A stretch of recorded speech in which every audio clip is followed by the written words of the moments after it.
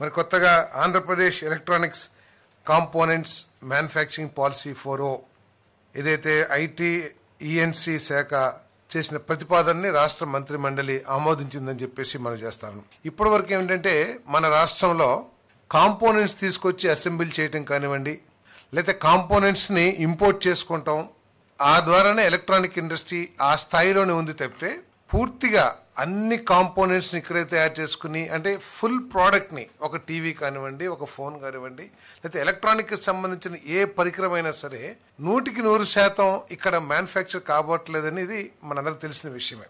దాంట్లో 50% 60% కాంపోనెంట్స్ ని ఇతర రాష్ట్రాల నుంచో లేకపోతే ఇతర దేశాల నుంచో తెప్పించుకుని ఇక్కడ అసెంబ్లీ చేయటం, దాన్ని మార్కెట్ చేయటం జరుగుతూ ఉంది.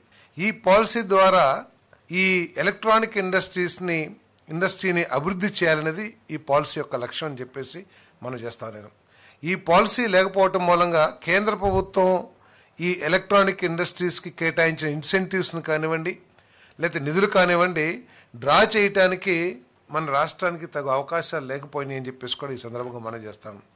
ఇక్కడ ఎలక్ట్రానిక్ పాలసీని తీసుకొచ్చి గుజరాత్, ఉత్తరప్రదేశ్, తమిళనాడు చాలా లబ్ధి పొందడం కూడా జరిగింది. మరి ఈ పాలసీ తీసుకురావడం మూలంగా రాబోయే సంవత్సరాల్లో $100 to $150 బిలియన్ బిజినెస్ మన వ్యాపారం మన రాష్ట్రంలో జరుగుతుందని చెప్పేసి కూడా నేను మనవి చేస్తాను. ఈ పాలసీని తీసుకురావడం ద్వారా ఇప్పటికే చాలామంది ఈ ఎలక్ట్రానిక్ మ్యానుఫ్యాక్చరర్ తయారీదారులు అయితే ఎవరైతే ఉంటారో వారందరూ కూడా ఇక్కడ ఇన్వెస్ట్మెంట్ పెడతానికి మరి చాలా ఉత్సాహం చూపిస్తారని చెప్పేసి కూడా నేను మనవి చేస్తాను. మరి వారు ఇక్కడ ఇండస్ట్రీ పెడతాం ద్వారా ఈ పాలసీ ఉండటం మూలంగా కేంద్ర ప్రభుత్వం నుంచి కానివ్వండి, రాష్ట్ర ప్రభుత్వం నుంచి కానివ్వండి అనేక ఇన్సెంటివ్స్ని పొందడానికి అవకాశం వస్తుందని చెప్పేసి కూడా మనవి చేస్తాను.